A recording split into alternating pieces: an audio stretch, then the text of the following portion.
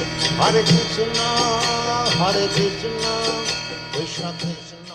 ശ്രീല പ്രഭുപാദിന്റെ ശിഷ്യനായിട്ടുള്ള സിദ്ധാന്ത പ്രഭുവിന്റെ പുസ്തകത്തിൽ നിന്ന് വായിച്ചാണ്. അപ്പം അതില് ഓരോ മുതിർന്ന ശിഷ്യന്മാരും പ്രഭുപാദും തമ്മിലുള്ള ആ ഒരു റിലേഷൻഷിപ്പാണ് അതിനകത്ത് പറയുന്നത്. അപ്പം അതില് തമാൽ കൃഷ്ണ ഗോസ്വാമി മഹാരാജ് പറഞ്ഞൊരു കാര്യമാണ്. തമാൽ കൃഷ്ണ മഹാരാജും ശീല പ്രഭുപാദും പാരീസിലുണ്ടായിരുന്ന സമയത്ത് നടന്നൊരു കാര്യമാണ്. അപ്പോൾ അന്നൊരു വെള്ളിയാഴ്ച ദിവസമായിരുന്നു. അന്ന് ഭക്തി സിദ്ധാന്ത സരസ്വതി മഹാരാജിന്റെ അപ്പിയറൻസ് ഡേ ആയിരുന്നു. അപ്പം മഹാരാജ് പറഞ്ഞു, തമാൽ കൃഷ്ണ മഹാരാജ് പ്രഭുപാദിനോട് പറഞ്ഞു, നമുക്ക് ഇന്ന് പ്രോഗ്രാം ഈവനിങ് ആണ്, ഫ്രൈഡേ ആയതുകൊണ്ട് അടുത്ത ദിവസം സാറ്റർഡേ സൺഡേ ആയതുകൊണ്ട് വീക്കെൻഡ്, അപ്പം അതുകൊണ്ട് ആൾക്കാർ വരും എന്ന് പറഞ്ഞു. അപ്പം പ്രഭുപാദ് പറഞ്ഞു, അപ്പിയറൻസ്, ആചാര്യന്മാരുടെ അപ്പിയറൻസും ഡിസപ്പിയറൻസ് ഡേയും എപ്പോഴും ഉച്ചയ്ക്കാണ് സെലിബ്രേറ്റ് ചെയ്യേണ്ടത്, ഈവനിങ് അല്ല എന്ന് പറഞ്ഞു. അപ്പം ഉച്ചയ്ക്ക്, അപ്പം തമാൽ കൃഷ്ണ മഹാരാജ് പറഞ്ഞു, ഉച്ചയ്ക്ക് സെലിബ്രേറ്റ് ചെയ്താൽ ആളുകൾ ആരും വരത്തില്ല, അവർക്കെല്ലാം വർക്കിംഗ് ഡേ ആണ്, ഈവനിങ്ങേ വരത്തുള്ളൂ എന്ന് പറഞ്ഞു. പക്ഷെ പ്രഭുപാദ് ഉച്ചയ്ക്കാണ് ആചാര്യന്മാരുടെ അപ്പിയറൻസ് ഡേ അല്ലെങ്കിൽ ഡിസപ്പിയറൻസ് ഡേ എല്ലാം സെലിബ്രേറ്റ് ചെയ്യേണ്ടതെന്ന് പറഞ്ഞു. അങ്ങനെ അവര് പ്രഭുപാദിന്റെ ആ ചെറിയ റൂമിൽ തന്നെ അത് സെലിബ്രേറ്റ് ചെയ്യാമെന്ന് വിചാരിക്കുകയുണ്ടായി. അപ്പം അന്ന് ദിവസം രാവിലെ പ്രഭുപാദ് ഭക്തിസിദ്ധാന്ത സരസ്വതി മഹാരാജന് ആരതിയൊക്കെ ചെയ്തു.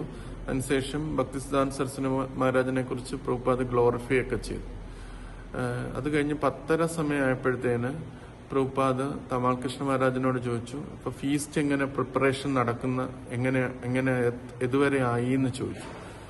ഉടനെ മഹാരാജ് ഞാൻ നോക്കിയിട്ട് വരാമെന്ന് പറഞ്ഞിട്ട് മഹാരാജ് താഴെ പോയി കിച്ചന്റെ അവിടെ പോയി. കിച്ചന്റെ അവിടെ പോയപ്പോഴത്തേന് ആരും ഒന്നും ചെയ്യുന്നുണ്ടായിരുന്നില്ല.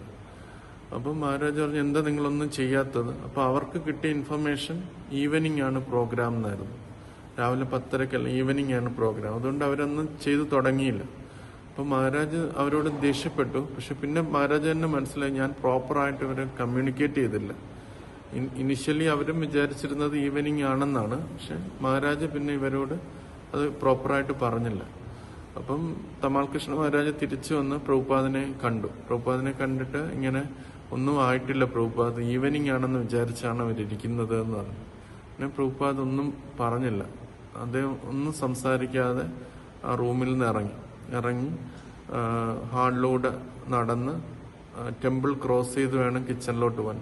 അത് എല്ലാവരും നമസ്കരിച്ചു. പക്ഷെ പ്രഭുപാദ് ഒന്നും പറയാതെ കിച്ചണിൽ ചെന്നു എന്തൊക്കെ സാധനങ്ങളുണ്ടെന്ന് ആദ്യം നോക്കി.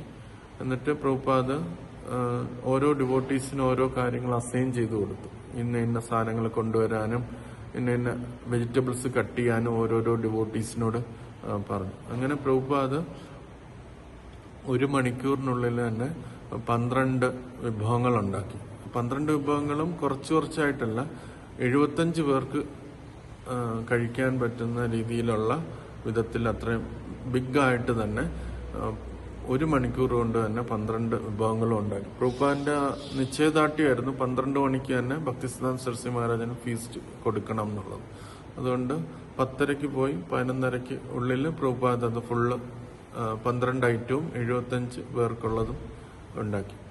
അപ്പം മഹാരാജ് പറയുന്നത്, തമാൽ കൃഷ്ണ മഹാരാജ് പൂരിയൊക്കെ പ്രഭുപാദ് ഉണ്ടാക്കിയത് വളരെ, അത് കാണാൻ തന്നെ നല്ല രസമാണെന്നാണ് അന്ന് മഹാരാജ് പറഞ്ഞത്. അപ്പൊ അത് ഇടുകയും ജസ്റ്റ് അതിനകത്ത് ഇങ്ങനെ ടച്ച് ചെയ്യുകയും ചെയ്യുമ്പോഴത്തേനും അതിങ്ങനെ ഏറ്റവും നല്ല പഫ്ഡ് അപ്പായിട്ട്, പെർഫെക്റ്റ് പഫ്ഡ് അപ്പായിട്ട് അത് വരികയുണ്ടായി. അങ്ങനെ ഇത്രയും പേർക്കും അത് മഹാരാജ് പ്രഭുപാദ് ഉണ്ടാക്കിയതിന് ശേഷം അവര് ഓഫർ ചെയ്തു. പ്രഭുപാദ് പറഞ്ഞിട്ടുള്ളൊരു കാര്യം തമാൽ കൃഷ്ണ മഹാരാജ് പറയുന്നത്, കുക്കിംഗ് എപ്പോഴും 1 hour-ആണ്. 1 hour-നുള്ളിൽ എല്ലാ കുക്കിങ്ങും തീർക്കണം എന്നുള്ള രീതിയാണ് പ്രഭുപാദ്. അതേപോലെ ഡെയ്റ്റി വർഷിപ്പും 1 hour-ആണ് എന്ന് പറയും. എലാബറേറ്റ് ആയിട്ട് ഇങ്ങനെ നമ്മൾ ഡ്രസ് ചെയ്ത് 1 hour കൊണ്ട് അത് തീർക്കണം എന്നാണ് പ്രഭുപാദ് പറഞ്ഞിട്ടുള്ളതെന്ന് തമാൽ കൃഷ്ണ മഹാരാജ് പറയുന്നു. അത് കഴിഞ്ഞ് ഓഫറിംഗ് പോയി 12 ഐറ്റംസും അത് ഭഗവാന് കൊടുത്തു. അതിനുശേഷം അതിന്റെ പ്രസാദമായിട്ട് ഭക്തിസിദ്ധാന്ത സരസ്വതി മഹാരാജന്റെ ഫോട്ടോയിൽ വെച്ചു. അതിനുശേഷം ആ ഫുൾ പ്ലേറ്റ് പ്രഭുപാദിന്റെ റൂമിലേക്ക് കൊണ്ടുപോയി. പ്രഭുപാദിന്റെ റൂമിലേക്ക് പോയി ആ പ്ലേറ്റ് 3 മിനിറ്റ് കഴിഞ്ഞ് തിരിച്ചു വന്നു. ആ പ്രഭുപാദ് അതിൽ നിന്ന് ഒന്നുപോലും ടച്ച് ചെയ്തില്ല. ഉണ്ടാക്കി. പ്രഭുപാദ് അപ്സെറ്റ് ആയിരുന്നു. കാരണം ശിഷ്യന്മാര് ആ പ്രോപ്പറായിട്ട് തന്റെ ആധ്യാത്മിക ഗുരുവിനെ റെസ്പെക്ട് ചെയ്തില്ല എന്നുള്ളൊരു ഇത് പ്രഭുപാദിനുണ്ടായിരുന്നു.